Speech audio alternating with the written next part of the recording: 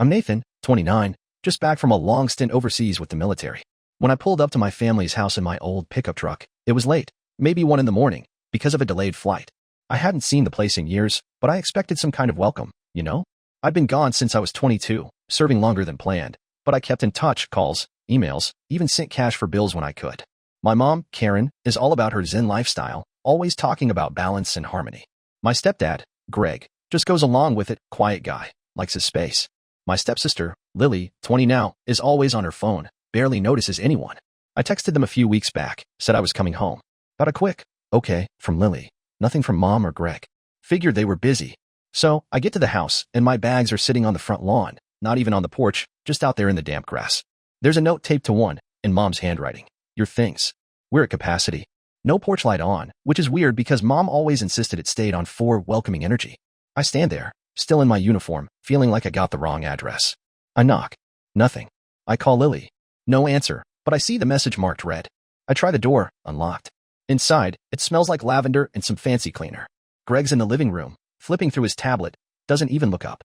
I say, hey, I'm home. He mutters, your stuff's outside. We don't have room. No handshake, no nothing. Just that. I ask if Mom's around. He says she's asleep but wanted me to grab my things and go. Like I'm a delivery guy dropping off a package. I head upstairs to my old room, feeling this knot in my gut. There's a sign on the door, private space. No entry. It's locked. I knock, half expecting Mom to pop out, but nothing. Lily comes out of her room, earbuds in, barely glances at me. Mom said you can't go in there, she says, then walks off. I'm standing there, dumbstruck, when Mom finally appears, holding a folded piece of paper. She doesn't meet my eyes, just hands me a voucher for a motel down the road. We've created a peaceful home, Nathan, she says, all calm-like. You've been gone a long time. We can't have your chaos here. The motel's paid for one night. I ask if I can at least see my room, grab some stuff. She shakes her head. It's not your room anymore. It's a meditation space. Your energy doesn't align with ours now. Then she turns and closes her bedroom door. I hear the lock click. I'm just standing there, voucher in hand, feeling like a stranger. I ask Greg if I can crash on the couch. He says, no, that's where I do my morning yoga. I ask what happened to my stuff. He shrugs, says, it's outside. Take what you need. I walk out, grab my bags off the lawn, and head to the motel. The clerk barely looks at me, says Mom called ahead. I check in, sit on the creaky bed, and just stare at the wall, trying to figure out what just happened. My own family, acting like I'm some drifter. I'm not mad yet, just confused. But something tells me this ain't over. The next morning, I wake up in that motel room, the kind with thin walls and a humming mini fridge that sounds like it's about to quit. My head's foggy from no sleep, replaying last night like a bad movie. I'm thinking maybe it was just a rough first day. Maybe they were caught off guard.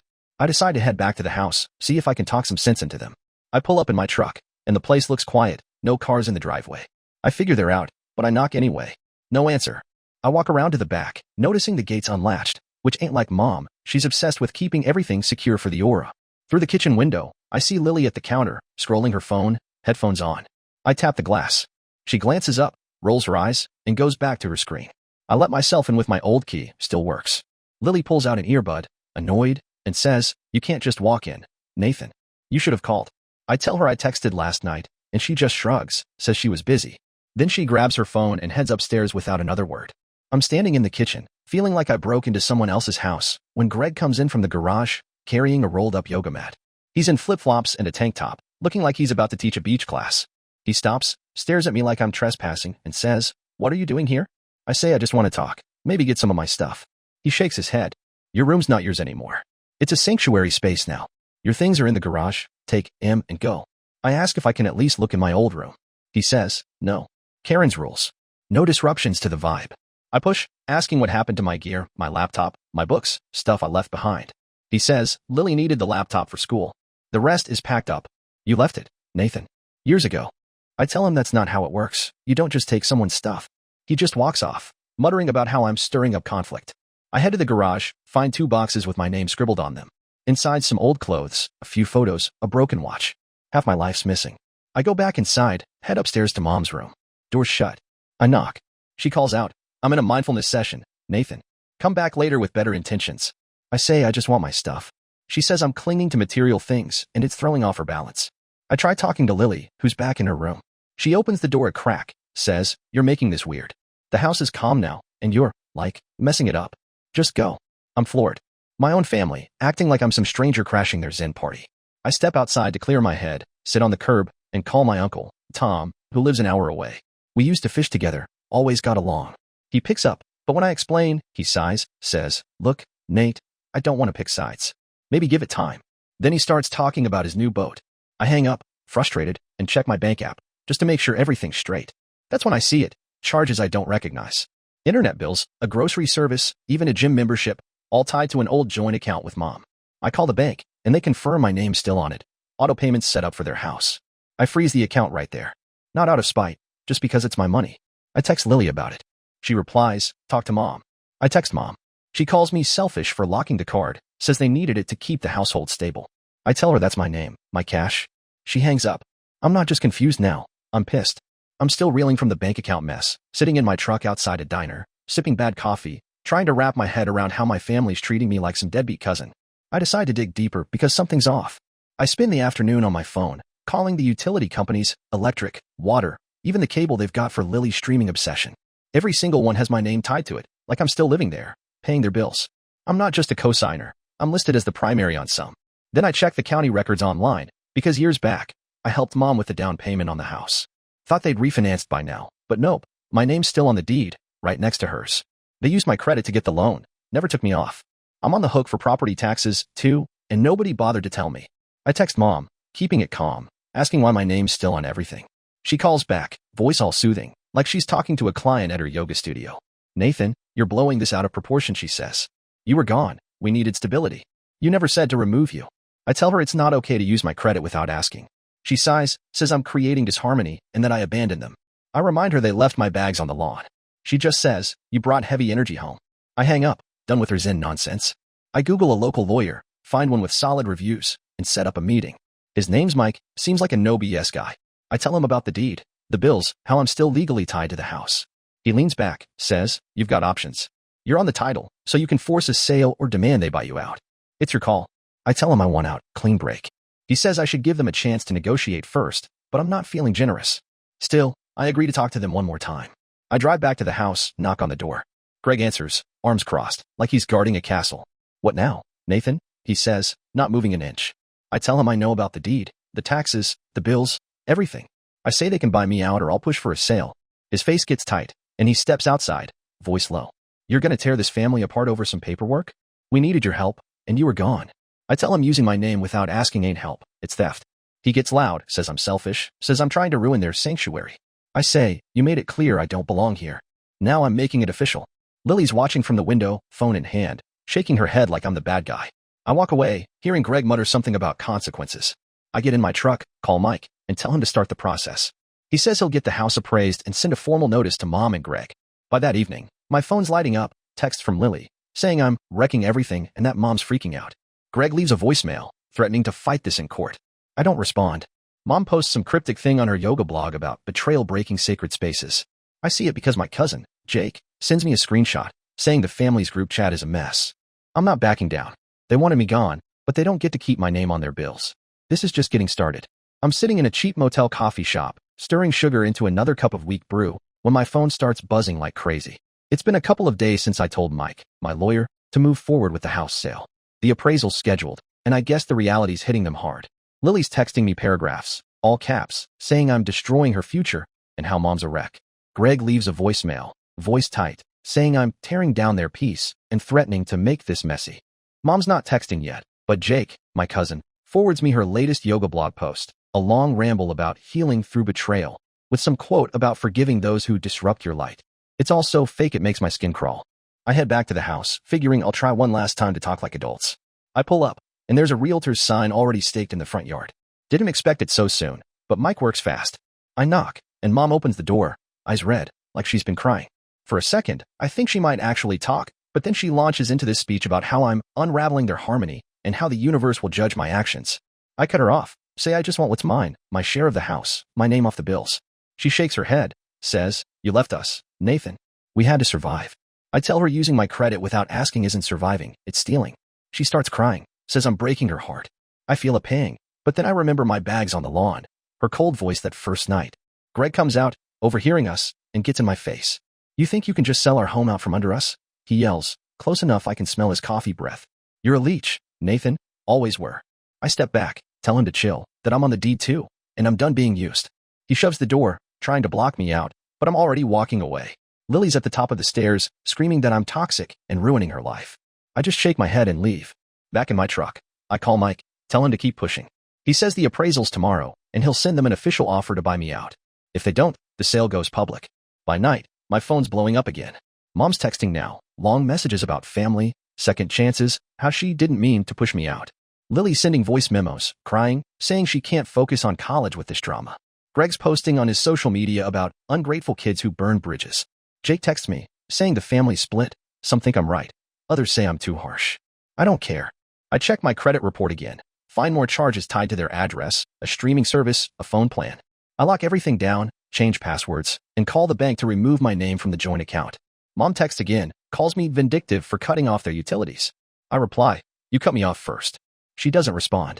I'm not sure what's next, but I'm not letting them guilt me into backing down. They made their choice. Now they get to live with it. I'm back at the motel, staring at the ceiling, my phone buzzing like a wasp nest. It's been a week since the realtor's sign went up, and my family's losing it. Mom's texts are a mix of pleading and preaching, going on about healing old wounds and how I'm blocking the family's light. Lily's sending me screenshots of her college group chat, where she's whining about how I'm sabotaging her focus. Greg's voicemails are straight-up threats now, saying he'll drag this to court, call me out for abandoning them. I save every message, just in case. My cousin Jake texts, saying Mom's yoga classes are tanking, clients are bailing because of the family chaos rumors spreading around town. Apparently, she's crying to her meditation group, and they're all praying for resolution. I don't feel bad, not after they left my stuff on the lawn like garbage. I meet Mike, my lawyer, at his office. He's got papers spread out, says the appraisal came in, and the house is worth a decent chunk.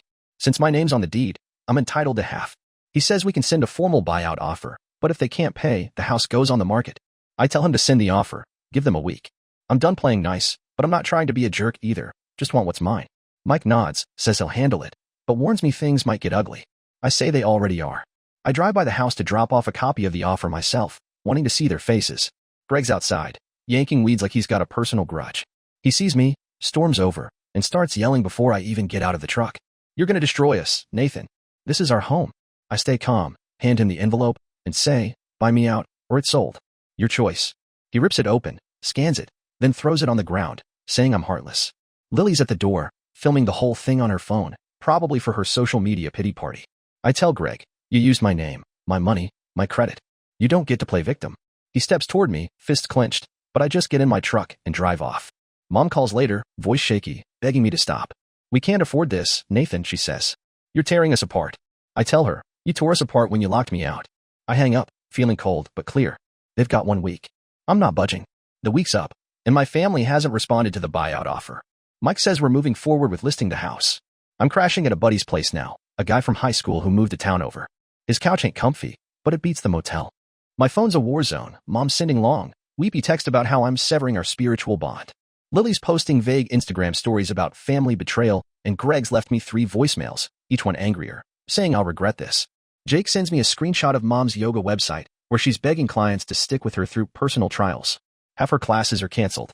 Part of me feels a twinge, but then I think about that first night, my bag soaking wet, their cold stares. That kills any guilt quick.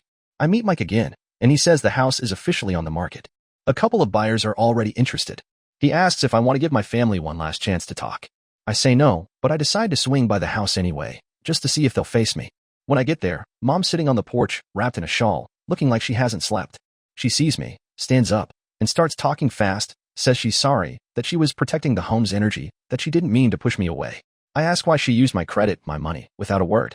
She stumbles, says they were desperate, that I was gone so long they thought I didn't care. I tell her, "You didn't even ask. You just took." Greg comes out, quieter than usual, says they're trying to get a loan to buy me out. I say, too late. The house is listed. Lily's inside, yelling through the window that I'm a selfish jerk and ruining her life. I just shake my head and leave.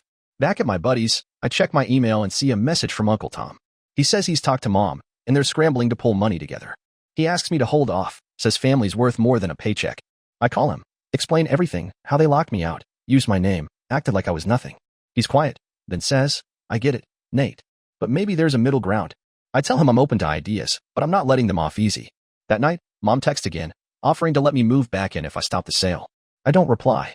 They had their chance. Now I'm playing by my rules. It's been a month since the house went on the market, and things have shifted in a way I didn't expect. Mike calls, says we've got a solid offer from a young couple. My family couldn't come up with the cash to buy me out, so the sale's moving forward. Mom's texts have slowed to a trickle, mostly just sad emojis and quotes about forgiveness healing all. Lily stopped posting about me, probably because her friends got bored of the drama. Greg's gone quiet, no more threats, just a single message saying, "You win, Nathan." I don't feel like I've won, though, just like I'm finally free. The day before the sale closes, Uncle Tom calls, says he's got an idea. He's been talking to Mom, and they want to meet. No lawyers, just family. I'm skeptical, but I agree to hear them out. We meet at a diner, neutral ground. Mom's there, no shawl, no zen talk, just looking tired. Greg's beside her, staring at his coffee. Lily's there too, no phone for once. Tom starts, says they know they messed up, that they took me for granted. Mom admits she was wrong to shut me out, says the energy stuff was her way of coping with stress. Greg mumbles an apology, says he should have spoken up instead of going along. Lily, quiet at first, says she was just following Mom's lead, didn't realize how it hurt me. I lay it out, how they made me feel like a stranger, used my name, my money, without asking. Mom cries, says she was scared of losing control after I left for so long.